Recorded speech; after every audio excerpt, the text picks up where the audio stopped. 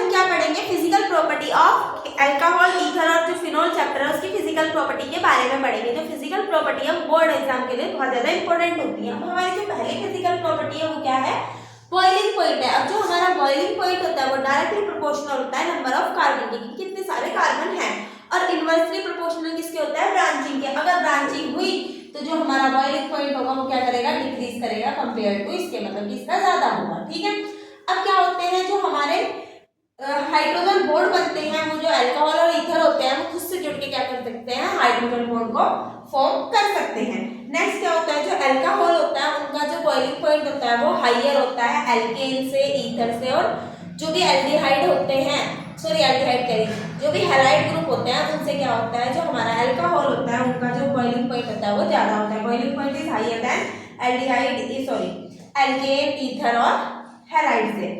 जैसे कि ये C2H5OH का ज्यादा होगा कंपेयर टू ईथर और नॉर्मल एल्केन की चैन से।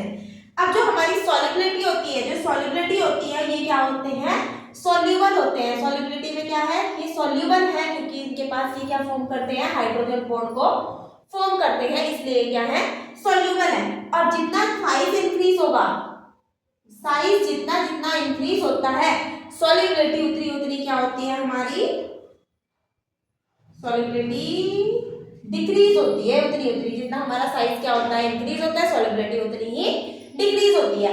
अब इसके बाद जो ईथर की प्रॉपर्टीज है अगर हम उनके बारे में पढ़े तो जो ईथर होता है वो पोलर इन नेचर, नेचर में क्या होता है हमारा पोलर होता है। अब क्या होता है, अगर ईथर का स्ट्रक्चर देखें तो जो ऑक्सीजन होता है वो क्या होता है, इलेक्ट्रोनेगेटिव होता है, और कार्बन इलेक्ट्रोपॉजिटिव होते हैं। अब जो बॉइलिंग पॉइंट होता है वीक पोलैरिटी को क्या करता है, ईथर शो करता है, वीक पोलैरिटी को शो करेगा तो जो बॉइलिंग पॉइंट होगा कंपैरेबल टू एल्केन से थोड़ा सा कम ही होगा, लोअर देन अल्कोहल से। इसका बॉइलिंग पॉइंट अल्कोहल से तो क्या होता है, कम होता है, absence to be the hydrogen bond, क्योंकि इसमें हाइड्रोजन बॉन्ड नहीं देखने को मिलते, इसलिए अल्कोहल में हाइड्रोजन बॉन्ड देखने को मिलता है, इसलिए उनका बॉइलिंग पॉइंट ज्यादा होता है, लेकिन ईथर का बॉइलिंग पॉइंट कम होता है क्योंकि इसमें हाइड्रोजन बॉन्ड देखने को नहीं मिलते। अब जो सॉल्युबिलिटी है, सॉल्युबल इन वाटर, जो हमारे ईथर होते हैं वो पानी में क्या होते हैं, सॉल्युबल होते हैं क्योंकि ये हाइड्रोजन बॉन्ड को फॉर्म कर देते हैं। अब क्या होती है, जो सॉल्युबिलिटी होती है रिजेंबल ऑफ अल्कोहल के जैसी ही होती है, सेम मॉलिक्यूलर मास। अगर मॉलिक्यूलर मास सेम हुआ तो जो हमारी सॉल्युबिलिटी होती है वो बिल्कुल सेम होती है, जो सॉल्युबिलिटी होती है वो सेम होती है अल्कोहल के जैसी ही होती है, बस मॉलिक्यूलर मास सेम होना चाहिए तभी। क्या पढ़ेंगे, जो हमारा अल्कोहल, फिनोल और ईथर चैप्टर है इसकी कुछ मोस्ट इंपोर्टेंट नेमिंग रिएक्शन के बारे में पढ़ेंगे। जो हमारी पहली रिएक्शन है वो क्या है, हाइड्रोबोरेशन है।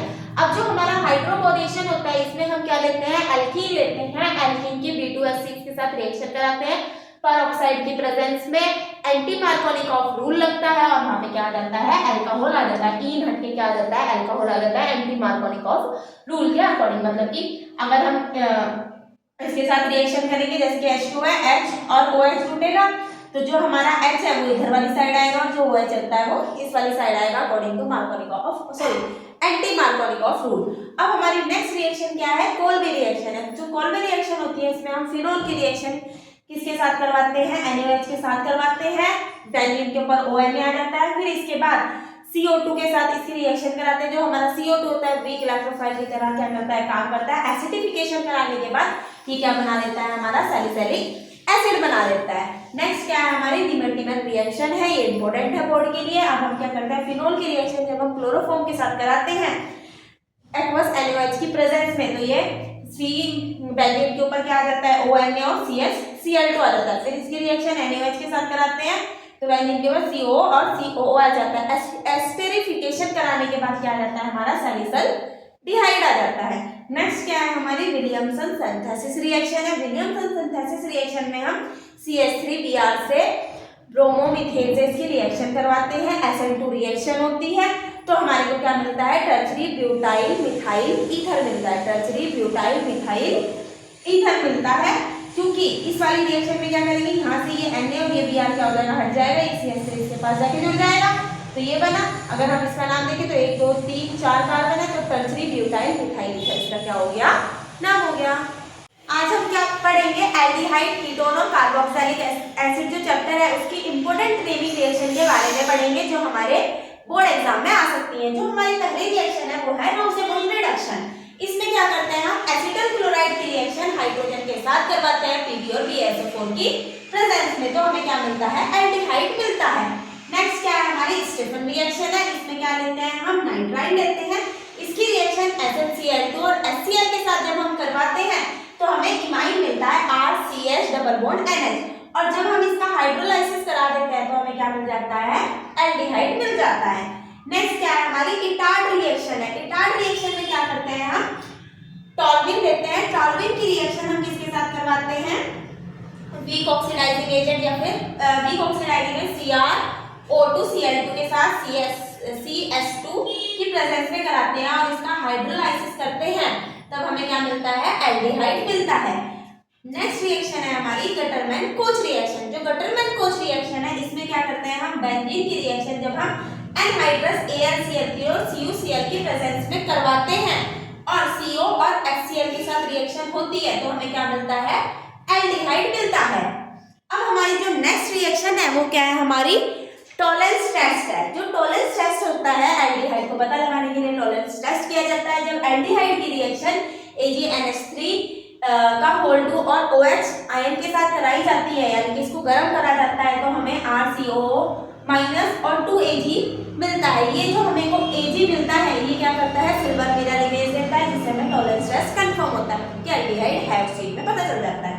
नेक्स्ट क्या होता है हमारा फेलिंग टेस्ट होता है। जो हमारा फेलिंग टेस्ट होता है इसकी एल्डिहाइड की रिएक्शन जब हम कॉपर के साथ और OH के साथ करवाते हैं, मतलब कि उसे गर्म करते हैं, तो Cu2O मिलता है, जिसकी जो क्या होता है रेड ब्राउन प्रेसिपिटेट देने का काम करता है।